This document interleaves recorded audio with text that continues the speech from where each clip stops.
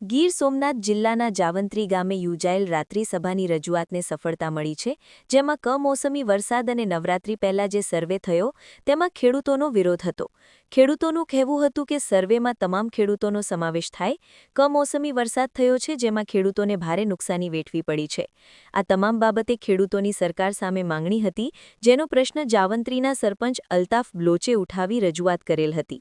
જે રજૂઆતને ગીર સોમનાથ જિલ્લાના સાંસદ રાજેશ ચુડાસમા અને તાલાલાના ધારાસભ્ય ભગવાનભાઈ બારે સરકાર સુધી પહોંચાડી હતી અને બાદમાં જાવંત્રી ગામના ખેડૂતોના પ્રશ્નોને હકારાત્મક આશ્રય આપવામાં આવી હતી. જેના પગલે જાવંત્રી ગામના સરપંચ અલ્તાફભાઈ બલોચ તથા ખેડૂતોએ સરકાર તથા સંસદ રાજેશ ચુડાસમા અને તાલાલાના ધારાસભ્ય ભગવાનભાઈ બારડનો આભાર વ્યક્ત કરેલ હતો.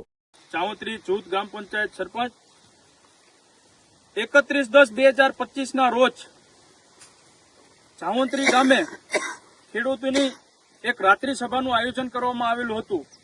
રાજ્ય સરકાર દ્વારા જે ઓનલાઈન સર્વે કરી અને નુકસાની જેની દેખાતી હોય એને જ વળતર મળે એવી રાજ્ય સરકારે જાહેરાત કરેલી હતી. આની સામે અમારા ઘણા પ્રશ્નો હતા અને ખાસ કરીને વાત કરીએ તો જે લોકોએ પહેલા વરસાદમાં નવરાત્રી દરમિયાન વરસાદ થયો અને એ વરસાદ દરમિયાન જે લોકોને નુકસાન થયું હતું એ લોકો ખેડૂતોએ ખેતર ખેડી નાખ્યા હતા, એટલે એ લોકોને કોઈને લાભ મળતો નહોતો. જે અમારી માંગણી હતી કે તમામ ખેડૂતોને લાભ મળે, નુકસાનીનું વળતર મળે એવી અમારી માંગણી હતી. અમે લોકોએ બહિષ્કાર કર્યો હતો કે ભાઈ તમામને વળતર ન મળે તો અમે આ સર્વેનો બહિષ્કાર કરીએ છીએ. એમ જુદી જુદી જગ્યાએ ઘણા બધા સરપંચોએ, ધારાસભ્યોએ, સાંસદે, ઘણા લોકોએ ખેડૂતોને 100% વળતર મળે એવી માંગણી કરી હતી.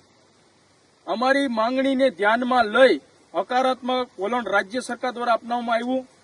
તેમાં આપણા તાલાળાના ધારાસભ્ય શ્રી ભગવાનભાઈ બારડ, આપણા જૂનાગઢ સોમનાથના લોકસભાના સાંસદ શ્રી રાજેશભાઈ ચુડાસમા તેમજ ખેતીવાડીના અધિકારીઓ દ્વારા અમારા નિર્ણયને એક હકારાત્મક વલણથી રાજ્ય સરકાર સુધી પહોંચાડ્યું.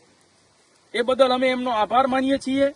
બીજા નંબરની વાત કરીએ કે અત્યારે નુકસાનીનું વળતર દર્શાવતું પત્રક 2 દિવસમાં ખેતીવાડી અધિકારીને પહોંચાડવાનું છે.